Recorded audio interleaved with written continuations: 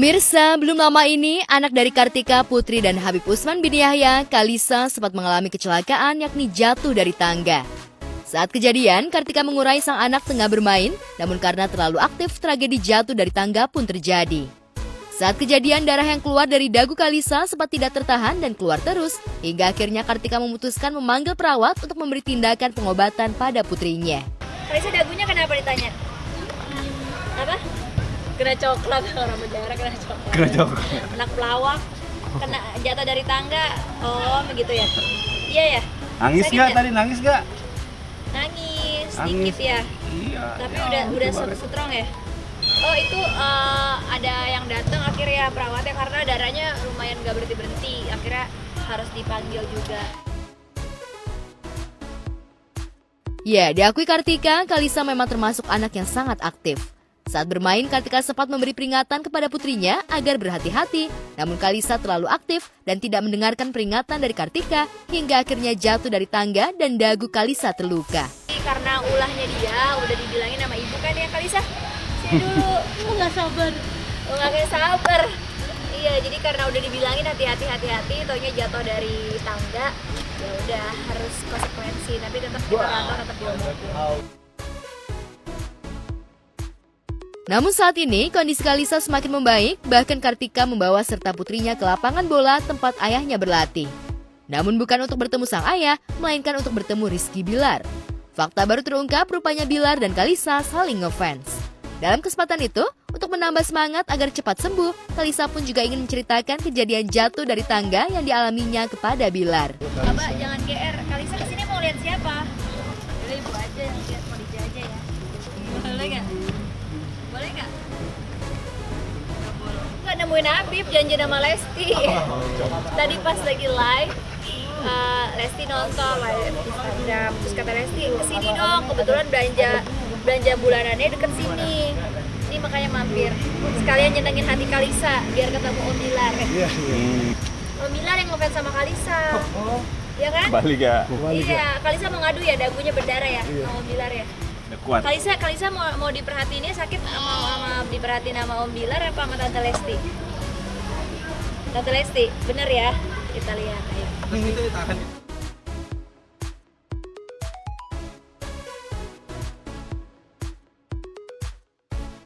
Sementara itu di tempat terpisah, Irfan Hakim belum lama ini sempat mengajak putranya Jalu mengunjungi aviary yang berada di salah satu tempat wisata di Jakarta. Memang di aviary tersebut, Irfan punya burung favorit yakni burung pelikan yang sudah lama dirawat Irfan dan diberi nama Soleh. Tak hanya Irfan, Jalu pun rupanya juga rindu ingin bertemu Soleh. Assalamualaikum guys, Jalu ke Taman Mini Indonesia Indah, ke Taman Burung, ke Taman Burung ke Jagat Satwa Nusantara. Jadi di sini ada ikonnya. Salah satu ikonnya adalah si Soleh, Solehwati. Jadi dipikir dia jantan, ternyata betina. Dari tadi Jalu gini, Soleh mana? Nih, Soleh sang pelikan. Halo Soleh. Hey, Soleh sehat nak? Soleh. Naseng. Soleh. Sini Jalu, sini. Soleh. Soleh. Iya gitu, jadi kan ceritanya gue tuh dipercaya jadi komisaris di perbaikan beberapa museum di Taman Mini. Salah satunya adalah di Taman Burung bersama dan Jaga Satwa Nusantara. Nah di situ tuh ada satu burung yang gue tuh tahu banget dari bayinya juga, yaitu burung pelikan. Burung pelikannya tuh dikasih namanya tuh si Soleh. Taunya dia ternyata betina, jadi sebenarnya Solehwati sama orang-orang. Nah dia itu emang pada dasarnya kan dia tuh harus bisa berenang, bisa terbang dan lain-lain. Dulu Soleh tuh yang ngajarin berenang tuh gue sampai nyebur ke danau yang di Taman Mini itu, gue ajarin dia berenang. Emang gak tahu dia dasarnya emang merasa dirinya bukan pelikan kali ya, tuh jadi dia tuh lebih dekatnya sama manusia. Jadi ya udah hidup berdampingan lah. Lama tak bertemu, rupanya butuh adaptasi untuk dekat dengan burung pelikan. Perlahan demi perlahan, Irfan mencoba mendekati burung pelikan tersebut, sampai akhirnya Irfan berhasil menggendong pelikan tersebut di tangannya. Soleh sayang.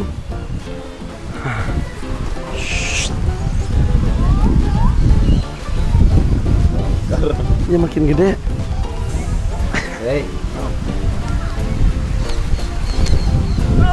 Berat banget, sumpah.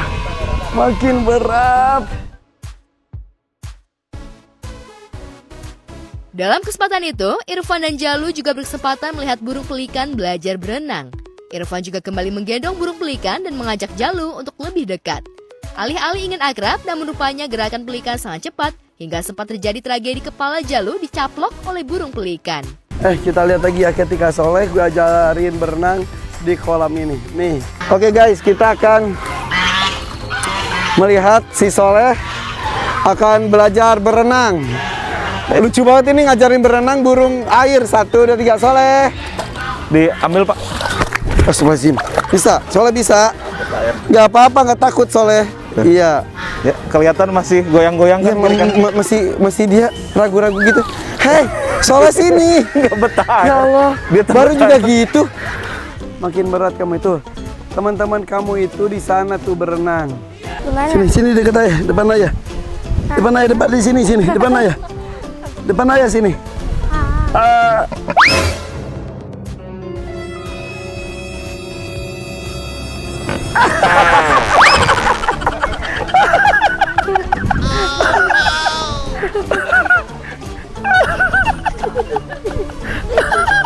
Kepala Jalu masuk mulut pelikan. Sama yang lainnya tuh kadang-kadang dia suka nyerang. Padahal waktu kecilnya enggak, tapi gak tahu dia tuh kalau misal itu tuh suka nyerang. Bahkan si yang pengurusnya dia aja, kipernya aja, kepalanya pernah masuk, semasuk-masuknya ke, kan itu bisa sampai 3 liter air gitu. Nah kok ke gue tuh gak tau gara-gara mungkin sering ketemu, sama gue tuh agak cukup kenal dia tuh. Jadi awal tuh cuma gitu-gitu terus awal kenal. Nah si Jalu tuh kan sering banget ngeliat gue video bareng Soleh, foto dan lain-lain. Pas kemarin dia ke Taman Mini dia langsung ngomong, ayah aku mau ketemu si Soleh. Hah? Oh iya kamu belum pernah ketemu. Dia ragu-ragu. Nah kalau pegang di tangannya sih itu pasti nggak akan kuat karena berat banget. Soalnya itu termasuk obesitas dibanding pelikan yang lainnya juga. Nah akhirnya berduaan pegang. Hup. Itu kepalanya mau dimasukin juga. Terus emang dasarnya anak gue juga ya sama kayak gue, abis itu malah ketawa-ketawa. Padahal di sini ada luka sedikit sih si Jalu tuh, jadi ujung paruhnya tuh emang ada kayak kait gitu lah dikit. Setelah tragedi itu, Irfan mengurai putranya sempat mengalami luka di daerah mata. Namun meski begitu, Jalu tidak trauma dan tetap santai ingin terus berjumpa dengan Soleh si burung pelikan. Gak boleh gitu gak boleh gitu gak boleh gitu Tadi gimana kepala kamu dimasukin dia Sakit 2 kali. Emang sakit? Enggak lah. Jadi kirain gue gak apa-apa pas udah sorenya dia ngomong gini, ayah ini lihat deh, ini kena si Soleh. Hah? Tapi dia ketawa-ketawa.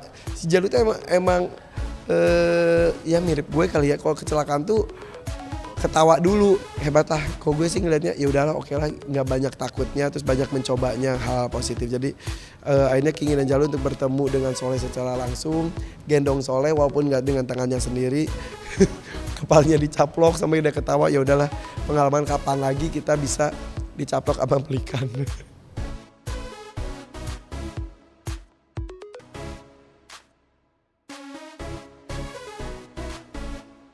Pemirsa, RCTI akan kembali menggelar penghargaan bergengsi industri pertelevisian Indonesia, Indonesian Television Awards 2023. Ajang bergengsi tersebut akan digelar di bulan September mendatang. Berbagai program televisi dan insan pertelevisian Indonesia masuk sebagai nominasi di Indonesian Television Award. Dalam ajang Indonesian Television Award akan ada 2 kategori baru dalam tahun ini, yakni kategori pendatang baru televisi Indonesia terpopuler dan program kompetisi olahraga terpopuler. Lantas apa alasan ditambahnya 2 kategori baru? Oke, ITA tahun ini yang pasti penambahan kategorisasi.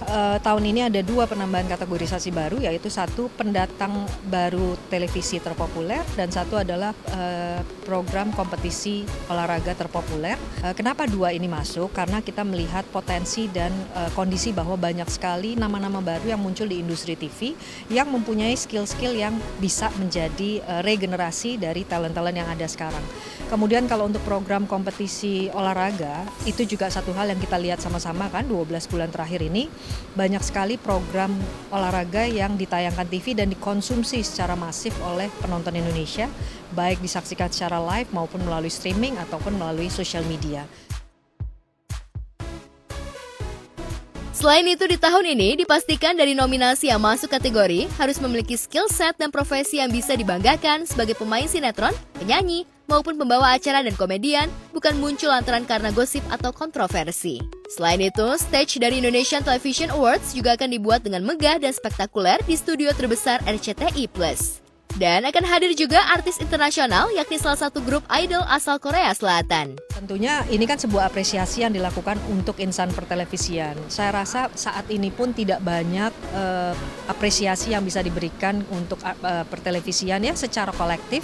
Jadi ini menjadi salah satu cara untuk mengapresiasi insan-insan pertelevisian baik yang di depan layar maupun di belakang layar, dan ini menjadi ajang buat televisi-televisi bisa bergabung bersama. So hopefully tanggal 25 September dan 26 September kita bisa mengundang semua insan pertelevisian untuk datang nonton sama-sama. Ada performance dari K-pop tentunya, kemudian ada show yang luar biasa yang sudah dipersiapkan. Ini akan terbuka untuk semua insan televisi Indonesia untuk datang. Untuk menjaga kredibilitas acara, mekanisme voting juga akan sama seperti tahun lalu, yakni menggunakan voting digital dengan melibatkan 3 lembaga independen surveyor yakni Prophetic, Roy Morgan, dan Auditor. Dan yang pasti pemirsa punya peranan yang cukup besar dalam pemilihan nominasi. Tahun ini kami masih bekerjasama dengan Roy Morgan dan Prophetic. Roy Morgan adalah badan survei yang melakukan research untuk turun ke lapangan, turun di 28 kota, dia menggunakan 1.500 responden untuk bisa mendapatkan feedback dari penonton TV tentang kategori-kategori yang ada. Di ajang Indonesian Television Awards, Raffi Ahmad dan Ruben Onsu juga masuk sebagai nominasi dalam kategori yang sama, yakni pembawa acara televisi terpopuler dan artis televisi terpopuler. Lantas apa tanggapan Raffi dan Ruben masuk dalam kategori yang sama? Buat kami itu sebuah penilaian yang ada lembaga-lembaganya yang tadi detail banget dijelasin, itu kayak seneng lah gitu. Kami jadi semangat lagi untuk memberikan sesuatu yang baik buat semua penonton. Ya, Raffi dan Ruben mengurai sebagai selebriti harus siap menghadapi persaingan. Ajang Indonesian Television Awards juga bisa menjadi tolak ukur yang seimbang dan menjadi acuan semangat para selebriti yang terus eksis, mengingat tantangan dalam industri pertelevisian saat ini adalah harus terus beradaptasi dengan perkembangan zaman, teknologi, digital, dan modernisasi. Kalau tantangannya pasti kita harus terus beradaptasi dengan perkembangan zaman, teknologi, digital, modernisasi, semuanya. Bahwa ya meskipun kita ibaratnya banyak juga teman-teman kita yang lebih baru, bukan berarti yang baru itu lebih kurang dari kita. Justru yang baru-baru itu kita harus belajar banyak juga, dengan zonanya yang baru, dengan individualnya yang baru, dengan komunitinya yang baru, supaya kita masih bisa tembus ke generasi itu generasi.